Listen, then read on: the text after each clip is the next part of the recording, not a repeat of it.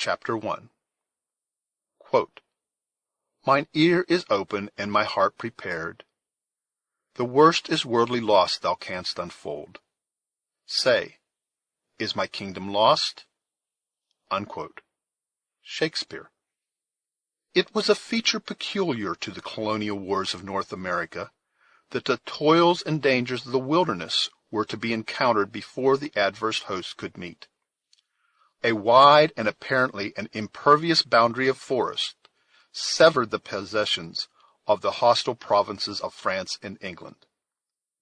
The hardy colonist and the trained European who fought at his side frequently expended months in struggling against the rapids of the streams, or in effecting the rugged passes of the mountains, in quest of an opportunity to exhibit their courage in a more martial conflict. But, emulating the patience and self-denial of the practiced native warriors, they learned to overcome every difficulty, and it would seem that, in time, there was no recess of the woods so dark, nor any secret place so lovely, that it might claim exemption from the inroads of those who had pledged their blood to satiate their vengeance, or uphold the cold and selfish policy of the distant monarchs of Europe. Perhaps no district throughout the wide extent of the intermediate frontiers can furnish a livelier picture of the cruelty and fierceness of the savage warfare of those periods than the country which lies between the headwaters of the Hudson and the adjacent lakes. The facilities which nature had there offered to the march of the combatants were too obvious to be neglected. The lengthened sheet of the Champlain stretched from the frontiers of Canada deep within the borders of the neighboring province of New York, forming a natural passage across half the distance that the French were compelled to master in order to strike their enemies. Near its southern termination, it received the contributions of another lake, whose waters were so limpid as to have been exclusively selected by the Jesuit missionaries to perform the typical purification of baptism, and to obtain for it the title of Lake du Saint-Sacrament. The less zealous English thought they conferred a sufficient honor on its unsullied fountains when they bestowed the name of their reigning prince, the second of the House of Hanover. The two united to rob the untutored possessors of its wooded scenery of their native right to perpetuate its original appellation of Horican. Footnote. As each nation of the Indians had its language or its dialect, they usually gave different names to the same places, though nearly all of their appellations were descriptive of the object. Thus, a literal translation of the name of this beautiful sheet of water, used by the tribe that dwelt on its banks, would be the tail of the lake. Lake George, as it is vulgarly and now indeed legally called, forms a sort of tail to Lake Champlain when viewed on the map, hence the name. End of footnote. Winding its way among countless islands and embedded in mountains, the holy lake extended a dozen leagues still further to the south. With the high plain that there interposed itself to the further passage of water, commenced a portage of as many miles, which conducted the adventurer to the banks of the Hudson, at a point where the usual obstructions of the rapids, or rifts as they were termed in the language of the country, the river became navigable to the tide. While in the pursuit of their daring plans of annoyance, the restless enterprise of the French even attempted the distant and difficult gorges of the Alleghany. It may easily be imagined that their proverbial acuteness would not overlook the natural advantages of the district we have just described. It became, emphatically, the bloody arena in which most of the battles for the mastery of the colonies were contested. Forts were erected at the different points that commanded the facilities of the route, and were taken and retaken, razed and rebuilt, as victory alighted on the hostile batters, while the husbandmen shrank back from the dangerous passes within the safer boundaries of the more ancient settlements. Armies larger than those that had often deposed of the scepters of the mother countries were seen to bury themselves in these forests, whence they rarely returned but in skeleton bands that were haggard with care or dejected by defeat. Though the arts of peace were unknown to this fatal region, its forests were alive with men. Its shades and glens rang with the sounds of martial music, and the echoes of its mountains threw back the laugh, or repeated the wanton cry, of many a gallant and reckless youth as he hurried by them in the noontide of his spirits, to slumber in a long night of forgetfulness. It was in this scene of strife and bloodshed that the incidents we shall attempt to relate occurred, during the 3rd year of the war which England and France last waged for the possession of a country that neither was destined to retain.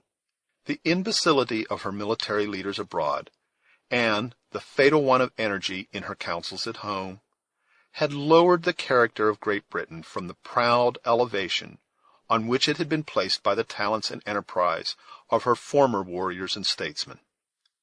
No longer dreaded by her enemies, her servants were fast losing the confidence of self-respect. In this mortifying abasement, the colonists, though innocent of her imbecility, and too humble to be the agents of her blunders, were but the natural participators. They had recently seen a chosen army from that country, which, reverencing as a mother, they had blindly believed invincible. An army led by a chief who had been selected from a crowd of trained warriors for his rare military endowments, disgracefully routed by a handful of French and Indians, and only saved from annihilation by the coolness and spirit of a Virginia boy, whose riper fame has since diffused itself with the steady influence of moral truth to the uttermost confines of Christendom. Footnote: Washington, who, after uselessly admonishing the European general of the danger into which he was heedlessly running, saved the remnants of the British army on this occasion by his decision and courage. The reputation earned by Washington in this battle was the principal cause of his being selected to command the American armies at a later day. It is a circumstance worthy of observation that while all America rang with his well-merited reputation, his name does not occur in any European account of the battle. At least, the author has searched for it without success.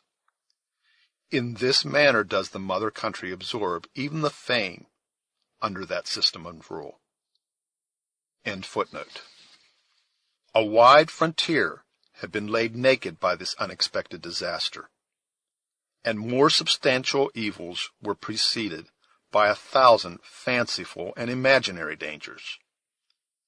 The alarmed colonists believed that the yells of the savages mingled with every fitful gust of wind that issued from the interminable forest of the West.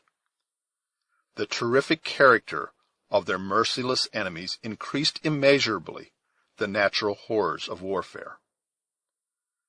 Numberless recent massacres were still vivid in their recollections, nor was there any ear in the provinces so deaf as not to have drunk in with avidity the narrative of some fearful tale of midnight murder, in which the natives of the forest were the principal and barbarous actors.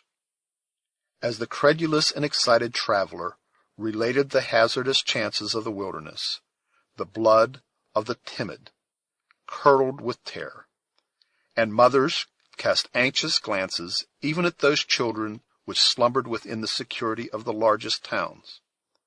In short, the magnifying influence of fear began to set at naught the calculations of reason, and to render those who should have remembered their manhood the slaves of the basest passions. Even the most confident and stoutest hearts began to think the issue of the contest was becoming doubtful, and that abject class was hourly increasing in numbers who thought they foresaw all the possessions of the English crown in America subdued by their Christian foes, or laid waste by the inroads of their relentless allies.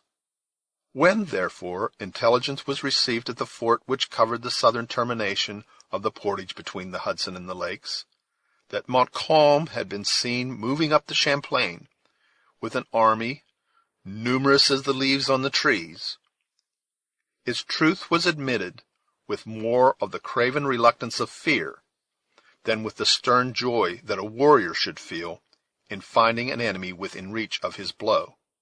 The news had been brought, toward the decline of a day in midsummer, by an Indian runner, who also bore an urgent request from Monroe, the commander of a work on the shore of the Holy Lake, for a speedy and powerful reinforcement. It has already been mentioned that the distance between these two posts was less than 5 leagues. The rude path which originally formed their line of communication had been widened for the passage of wagons, so that the distance which had been traveled by the son of the forest in 2 hours might easily be effected by a detachment of troops, with their necessary baggage, between the rising and setting of a summer sun. The loyal servants of the British Crown had given to one of these forest fastnesses the name of William Henry, and to the other that of Fort Edward, calling each after a favorite prince of the reigning family. The veteran Scotchman just named held the first with a regiment of regulars and a few provincials, a force really by far too small to make head against the formidable power that Montcalm was leading to the foot of his earthen mounds. At the latter, however, lay General Webb, who commanded the armies of the king in the northern provinces, with a body of more than 5,000 men. By uniting the several detachments of his command, this officer might have arrayed nearly double that number of combatants against the enterprising Frenchman, who had ventured so far from his reinforcements, with an army but little superior in numbers. But, under the influence of their degraded fortunes, both officers and men appeared better disposed to wait the approach of their formidable antagonists within their works, than to resist the progress of their march by emulating the successful example of the French at Fort Duquesne, and striking a blow on their advance. After the first surprise of the intelligence had a little abated, a rumor was spread through the entrenched camp, which stretched along the margin of the Hudson, forming a chain of outworks to the body of the fort itself, that a chosen detachment of 1,500 men was to depart with the dawn for William Henry, the post at the northern extremity of the portage. That which at first was only a rumor soon became certainty, as orders passed from the quarters of the commander-in-chief to the several corps he had selected for his service to prepare for their speedy departure. All doubts as to the intention of Webb now vanished, and an hour or two of hurried footsteps and anxious faces succeeded. The novice in the military art flew from point to point, retarding his own preparations by the excess of his violent and somewhat distempered zeal, while the more practised veteran made his arrangements with a deliberation that scorned every appearance of haste, though his sober lineaments and anxious eye sufficiently betrayed that he had no very strong professional relish for the yet untried and dreaded warfare of the wilderness. At length the sun set in a flood of glory behind the distant western hills, and as darkness drew its veil around the secluded spot, the sounds of preparation diminished. The last light finally disappeared from the log cabin of some officer. The trees cast their deeper shadows over the mounds and the rippling stream, and a silence soon pervaded the camp, as deep as that which reigned in the vast forest by which it was environed. According to the orders of the preceding night, the heavy sleep of the army was broken by the rolling of the warning drums, whose rattling echoes were heard issuing on the damp morning air out of every vista of the woods. Just as day began to draw the shaggy outlines of some tall pines of the vicinity on the opening brightness of a soft and cloudless eastern sky. In an instant, the whole camp was in motion, the meanest soldier arising from his lair to witness the departure of his comrades, and to share the excitement and incidents of the hour. The simple array of the chosen band was soon completed. While the regular and trained hirelings of the king marched with haughtiness to the right of the line, the less pretending colonists took their humbler position on its left, with a docility that long practice had rendered easy. The scouts departed. Strong guards preceded and followed the lumbering vehicles that bore the baggage, and before the gray light of morning was mellowed by the rays of the sun, the main body of the combatants wheeled into column and left the encampment with a show of high military bearing that served to drown the slumbering apprehensions of many a novice who was now about to make his first essay in arms. While in view of their admiring comrades, the same proud front and ordered array was observed, until the notes of their fifes growing fainter in distance, the forest at length appeared to swallow up the living mass which had slowly entered its bosom.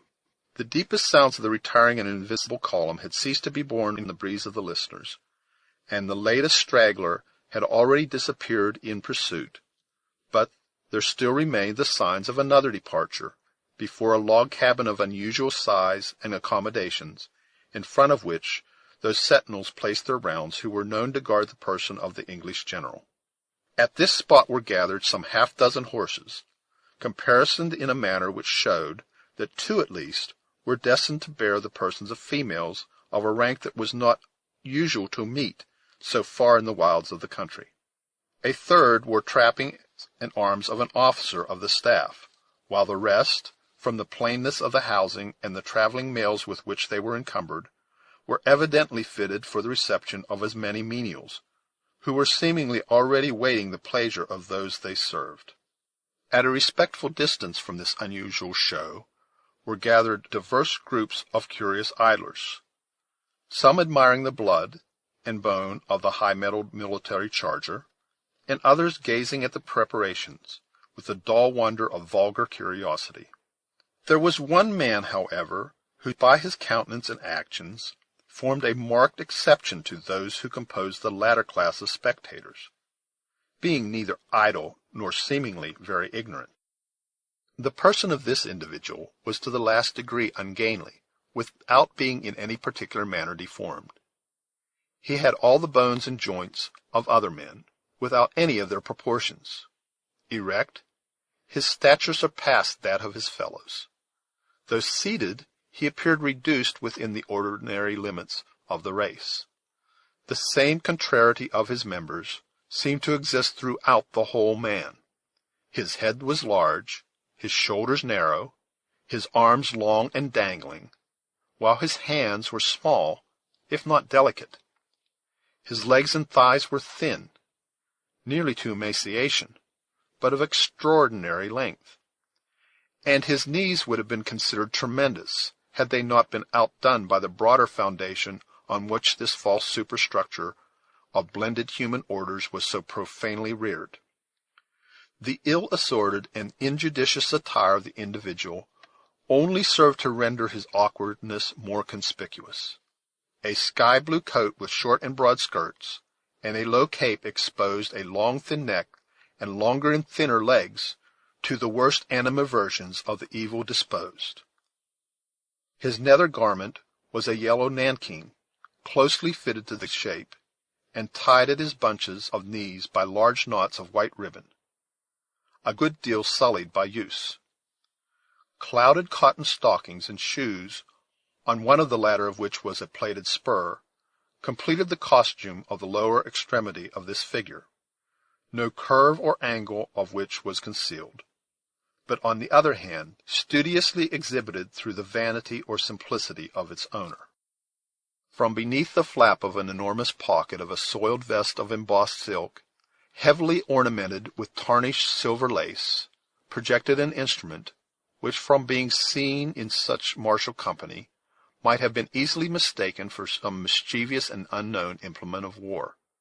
Small as it was, this uncommon engine had excited the curiosity of most of the Europeans in the camp. though several of the provincials were seen to handle it, not only without fear, but with the utmost familiarity. A large civil cocked hat, like those worn by clergymen within the last 30 years, surmounted the whole, furnishing dignity to a good-natured and somewhat vacant countenance that apparently needed such artificial aid to support the gravity of some high and extraordinary trust. While the common herd stood aloof, in deference to the quarters of Webb, the figure we describe stalked into the center of the domestics, freely expressing his censures and commendations on the merits of the horses, as by chance they displeased or satisfied his judgment. "This beast, I rather conclude, friend, is not of home raising, but is from foreign lands, or perhaps from the little island itself over the blue water," he said, in a voice as remarkable for the softness and sweetness of its tones as was his person for its rare proportions.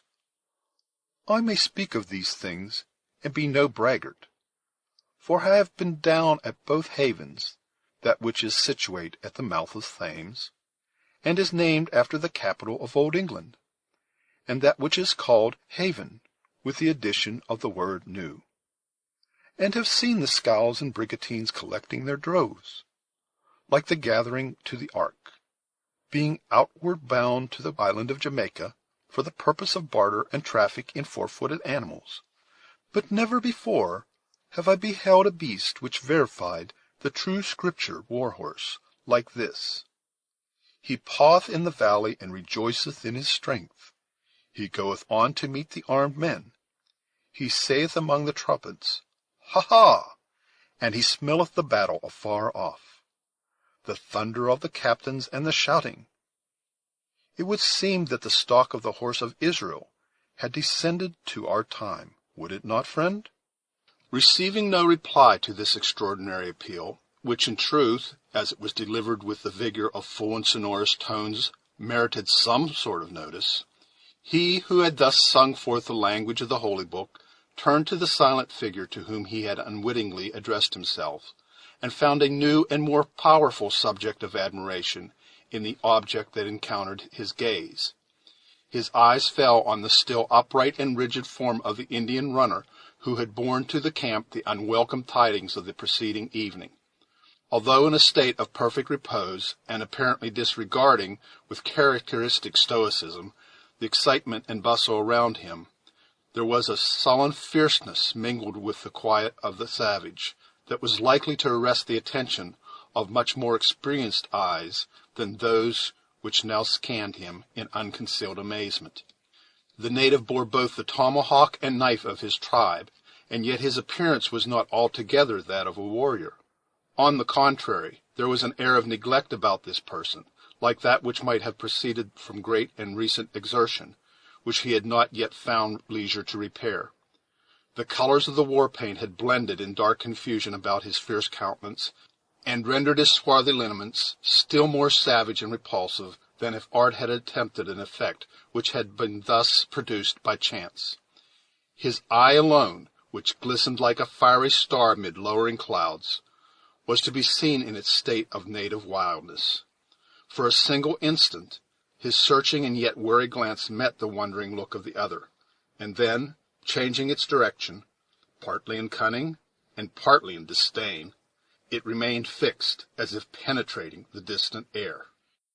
It is impossible to say what unlooked-for remark this short and silent communication between two such singular men might have elicited from the white man, had not his active curiosity been again drawn to other objects.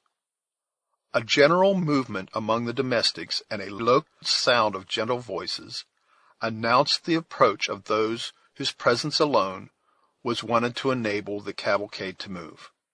The simple admirer of the war-horse instantly fell back to a low, gaunt, switch-tailed mare, which was unconsciously gleaning the faded herbage of the camp nigh by, where, leaning with one elbow on the blanket that concealed an apology for a saddle, he became a spectator of the departure, while a foal was quietly making its morning repast on the opposite side of the same animal. A young man in the dress of an officer, conducted to their steeds two females, who, as it was apparent by their dresses, were prepared to encounter the fatigues of a journey in the woods. One, and she was the more juvenile in her appearance, though both were young, permitted glimpses of her dazzling complexion, fair golden hair, and bright blue eyes, to be caught, as she artlessly suffered the morning air to blow aside the green veil which descended low from her beaver. The flush which still lingered above the pines of the western sky was not more bright nor delicate than the bloom of her cheek, nor was the opening day more cheering than the animated smile which she bestowed on the youth as he assisted her into the saddle. The other, who appeared to share equally in the attention of the young officer, concealed her charms from the gaze of the soldiery, with a care that seemed better fitted to the experience of 4 or 5 additional years. It could be seen, however, that her person, though molded with the same exquisite proportions of which none of the graces were lost by the traveling dress she wore, was rather fuller and more mature than that of her companion. No sooner were these females seated than their attendant sprang lightly into the saddle of the war-horse, when the whole three bowed to Webb, who in courtesy awaited their parting on the threshold of his cabin, and turning their horses' heads, they proceeded at a slow amble, followed by their train, toward the northern entrance of the encampment. As they traversed that short distance, not a voice was heard among them, but a slight exclamation proceeded from the younger of the females, as the Indian runner glided by her unexpectedly, and led the way along the military road in her front.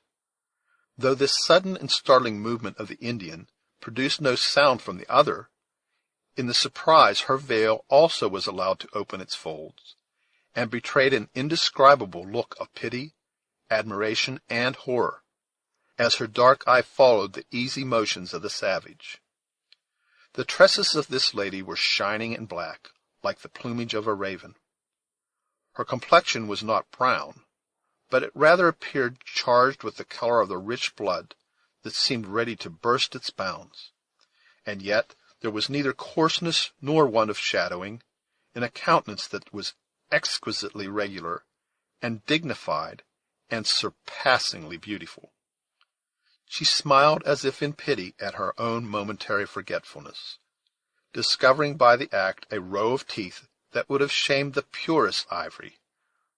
When replacing the veil, she bowed her face and rode in silence, like one whose thoughts were abstracted from the scene around her. End of Chapter 1. This reading by Gary W. Sherwin of Yukon, Pennsylvania, in the summer of 2007.